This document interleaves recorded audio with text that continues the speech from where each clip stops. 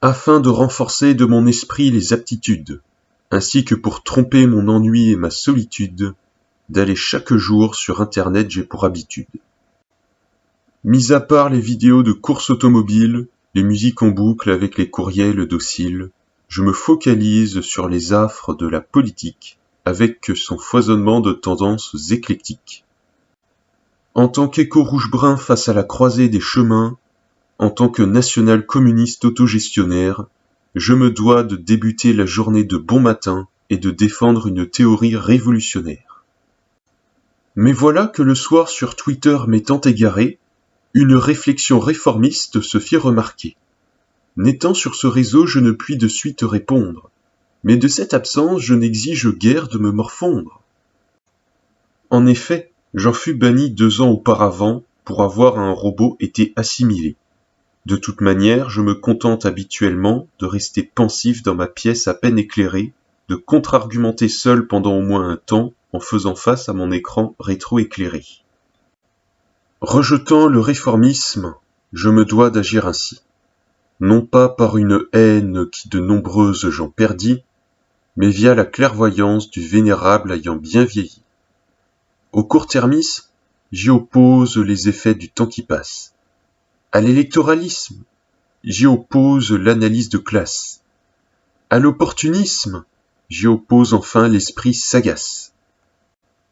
Ainsi donc se déroule mon quotidien de théoricien, naviguant entre plusieurs loisirs qui ne changeront rien et un travail qui face à la société n'est quasi rien. Mais derrière le chemin anti-réformiste que je suis et les théories révolutionnaires que je produis, n'est-ce pas plutôt mes opinions passées qu'ainsi je fuis? N'est-ce pas plutôt mes vieilles influences qu'ainsi je réduis? N'avais-je pas, moi aussi, cru en la social-démocratie opportuniste? N'avais-je pas, moi aussi, cru en une méritocratie de fait élitiste? N'avais-je pas, moi aussi, cru en l'efficience des méthodes réformistes afin de mener à son point final tout un projet anticapitaliste? N'avais-je pas, moi aussi, par le passé proposé des méthodes brouillonnes, montré des cibles trop superficielles, des préconisations trop tatillonnes? N'avais-je pas, moi aussi, par le passé dit aux autres, elles le révolutionnent, à propos de rustines insuffisantes pour ce que leurs inventeurs ambitionnent? N'avais-je pas, moi aussi, dans mes anciennes théories été beaucoup trop flou, été trop imprécis, trop vulgaire sans voir que cela cache forcément un loup? N'avais-je pas, moi aussi, dans ce que j'avais établi laissé quelques trous, au point que le tout pour un anticapitalisme sérieux restait trop doux? Oui, il faut bien que désormais je le dise, tout cela est totalement vrai.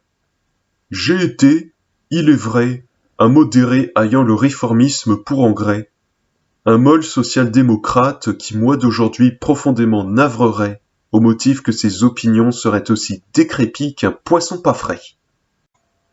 J'ai été, moi aussi, fermement opposé à l'usage de la violence, et ce quand bien même la répression du pouvoir monte grandement en cadence.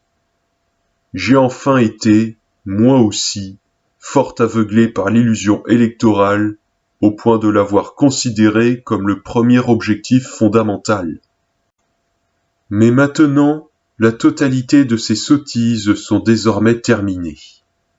Car depuis cet ancien burn-out qui me laissa dès lors à l'état de coquille vide, je suis aujourd'hui, par opposition au passé, largement désillusionné, et m'éloigne une bonne fois pour toutes de ces faux échappatoires des plus stupides. Depuis lors, je me traîne sur mes initiatives telle une loque, un vieux disque rayé n'ayant mémorisé qu'un même soliloque, un corps sans ombre, une maison sans accroche, un passé sans avenir, désormais quasi réduite à subir les événements à venir, à condamner les classes profitantes qui se croient serties de nimbe, à observer le monde depuis sa haute tour, où le tréfonds des limbes